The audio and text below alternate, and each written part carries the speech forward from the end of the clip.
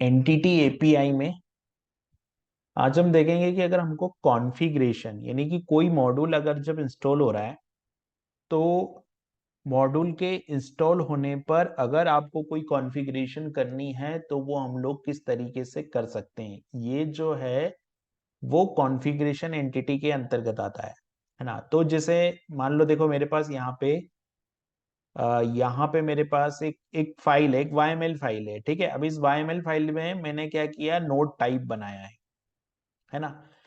अब ये node type में ये चाह रहा हूं कि जैसे ही ये मॉड्यूल इंस्टॉल हो ये नोड टाइप बन जाए।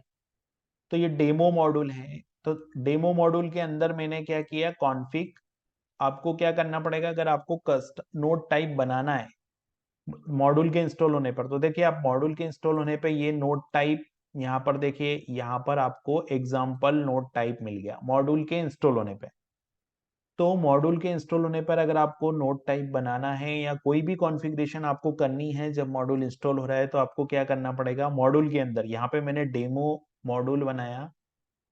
डेमो के अंदर मेरे को कॉन्फ़िग फोल्डर बनाना पड़ेगा, कॉन्फ़िग फोल्डर।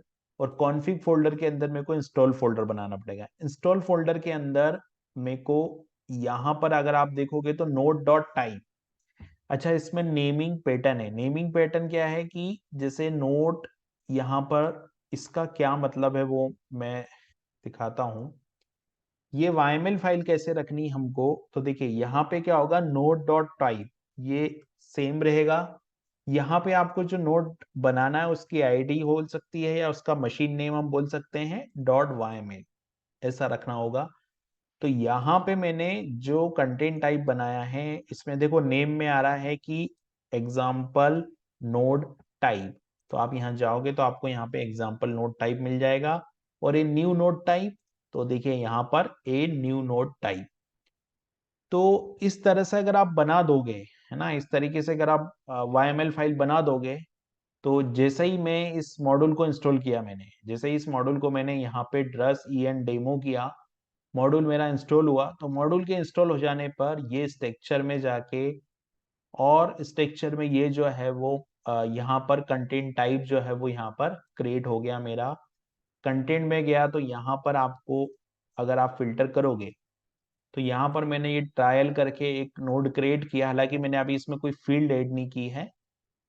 तो यहाँ पर जब मैं ट्रायल करके लिखूंगा, ये ट्रायल वाले कंटेंट जो है वो मैं यहाँ से फिल्टर कर सकता हूँ। तो कहने का मतलब ये है कि अगर आपको कोई भी मॉड्यूल से डिफॉल्ट कॉन्फ़िगरेशन रन करना है ना, ये तो मैंने नोड टाइप बनाया। कुछ और भी कॉन्फ़िगरेशन हो सकती थी, मान लीजिए साइट का कोई होम पेज सेट कर सकता था मैं, या कोई और भी कॉन्फ़िगरेशन मुझे करना होता, या कोई इमेज स्टाइल मेरे को क्रिएट करना होती, जो भी मुझे करना होता वो मैं कॉन्फ़िग के अंदर इंस्टॉल फोल्डर के अंदर रख दूंगा। तो मॉड्यूल के इंस्टॉल होने पर वो कॉन्फ़िगरेशन जो है वो जो भी कॉन्फ़िगरेशन मैं करूंगा वो एग्जीक्यूट हो जाएगी।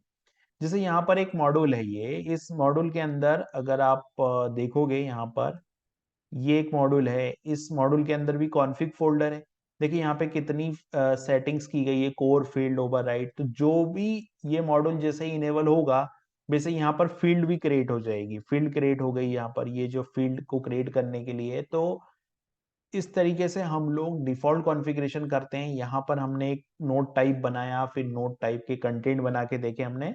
तो अगर आपको किसी भी मॉड्यूल के इंस्टॉल होने पर कोई काम करवाना है, तो फिर आपको यहाँ पर कॉन्फ़िग फोल्डर के अंदर, इंस्टॉल डायरेक्टरी के अंदर वो जो कोड है वो यहाँ पर लिखना पड़ेगा।